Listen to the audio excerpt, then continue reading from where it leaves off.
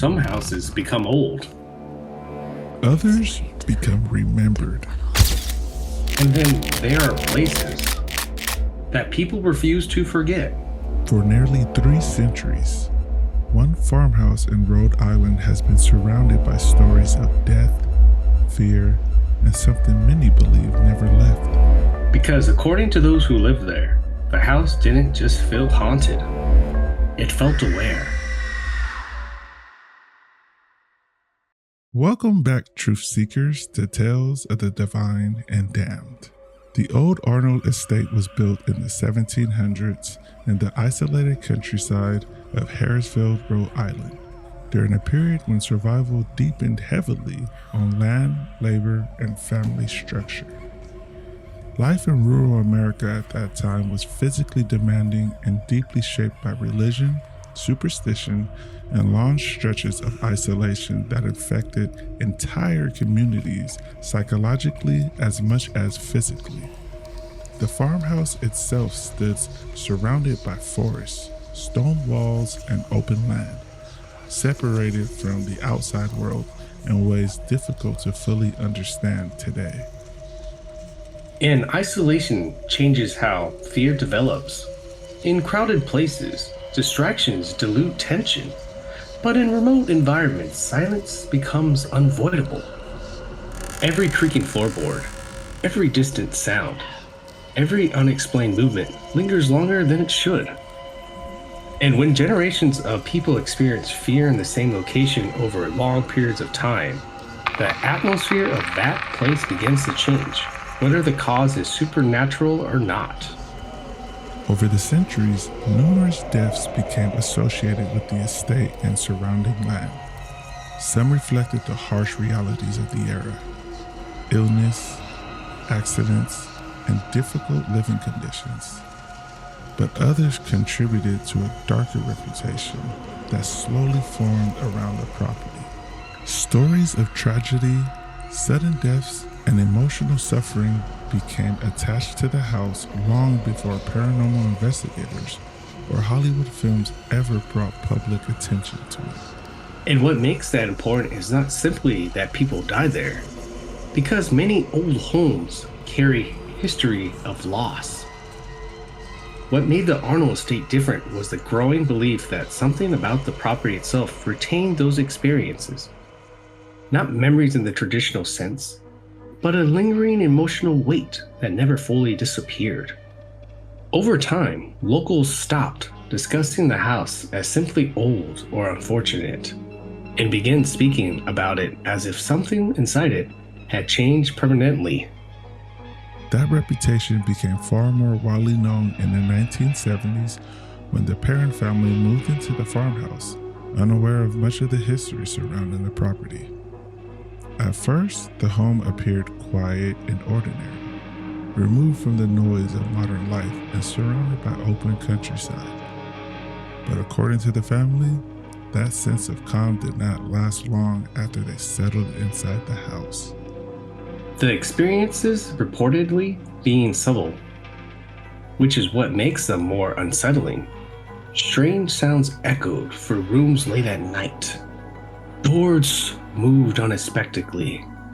Objects appear displaced without explanation. And unlike dramatic horror stories that begin with immediate chaos, the parents describe something slower, an atmosphere of tension that gradually intensified over time until the house no longer felt emotionally neutral. According to the family, the disturbances eventually escalated into something far more difficult to dismiss. Apparitions were reportedly seen moving through rooms and hallways. Certain areas of the house developed overwhelming feelings of dread.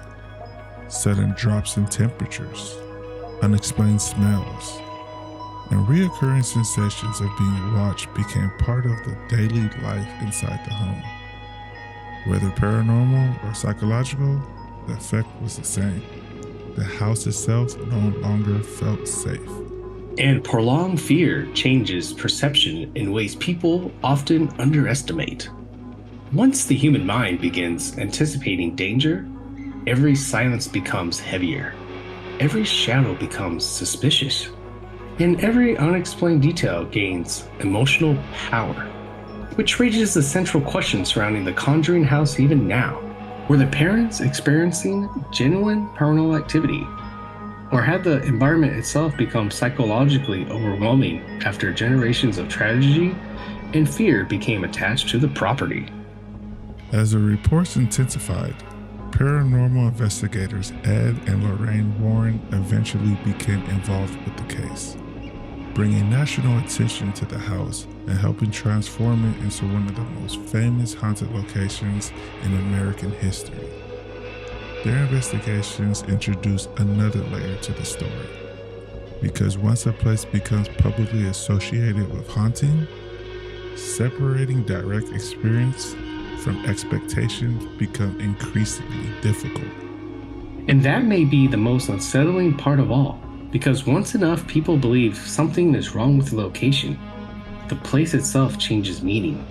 Fear spreads faster, stories grow stronger, and eventually the house stops functioning as just a building. It becomes an idea. Decades later, the Old Arnold Estate remains surrounded by debate, investigation, and fascination. Some view it as one of the most compelling paranormal cases in modern history, while others see it as an example of how isolation, fear, and suggestion can slowly shape human perception over time. But regardless of the explanation, one detail remains impossible to ignore. Nearly everyone connected to the house described the same thing. Not simply fear, but the overwhelming feeling that something inside the property was aware of them long before they ever claimed to see anything at all. One of the most famous would be Annabelle. This is a Raggedy Ann doll that's made like thousands of other dolls, except that this doll was used in communication, almost like having a seance. A nurse had received the doll 1971. They were on the same shift, and so they worked together, they lived together, they shared the expenses. And one morning she got this idea to bring the doll from the bedroom into the kitchen where they were having breakfast, and she put it in a chair. They're talking to the doll, and the arms of the doll are on the chair like this. Suddenly they went up and onto the table. Now this didn't frighten them. This intrigued them to the extent that the one nurse said to the other one of the nurses knows a medium. Let's ask her about this. I'll bet you there's a spirit in that doll. That's what they did. My wife, she saw an ad in a newspaper and decided she would go and look at it. And while I was away, I guess I was away for about 3 days, and during that period she looked at it, liked it, and put a deposit down on the house. The idea of living on 200 acres in a beautiful home like that that's enough to fire you up. It was beautiful.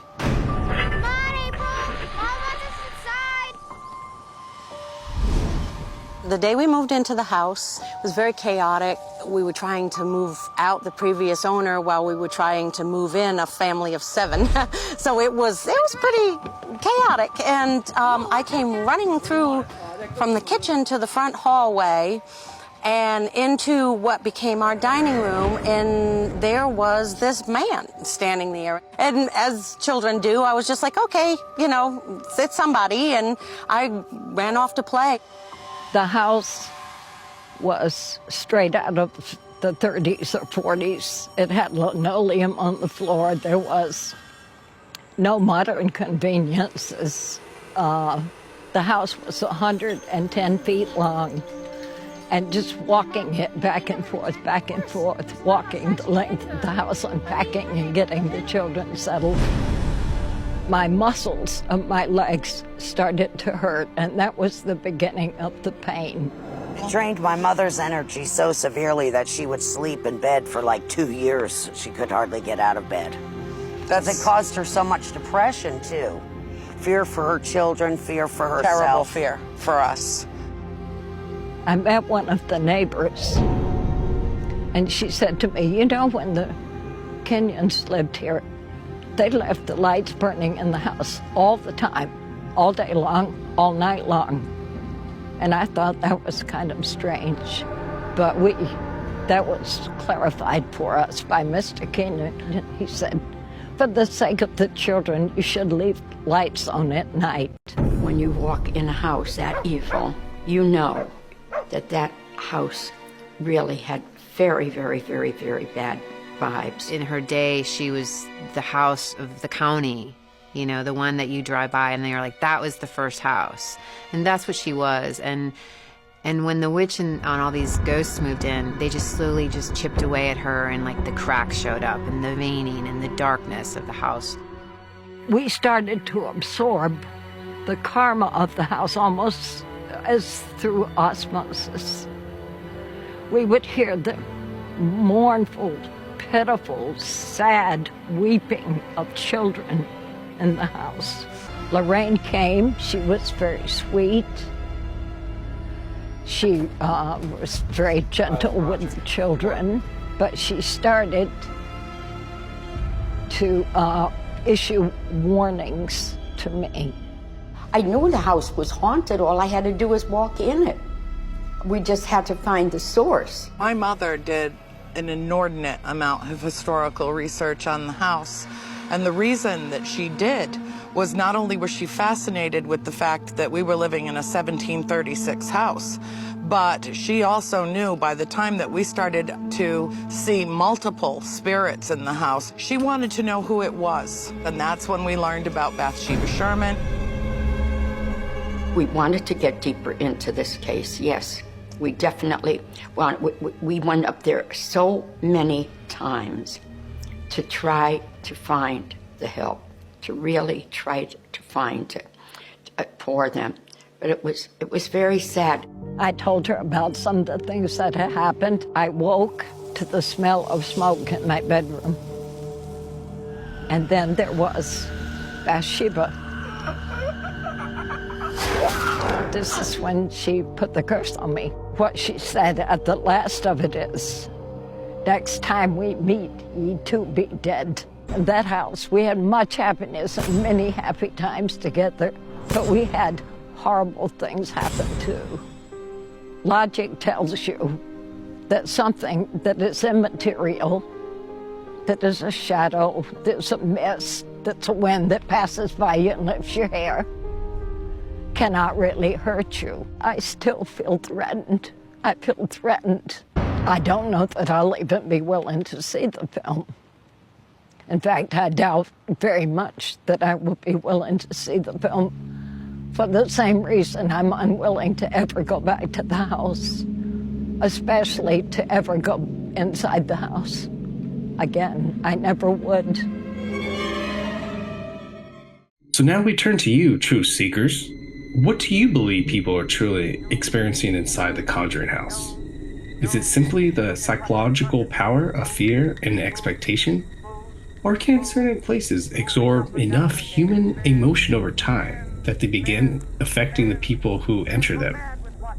And perhaps the most unsettling part of all is that the house still stands today. The Old Arnold Estate remains in Rhode Island, visited by investigators, paranormal enthusiasts, and those drawn to its reputation, as if the story surrounding it never truly ended. Because if generations of people continue walking into the same house, searching for the same answers, at what point does the legend itself becomes part of the haunting? So until next time, truth seekers, remember, some tales are divine. And some are downright damned.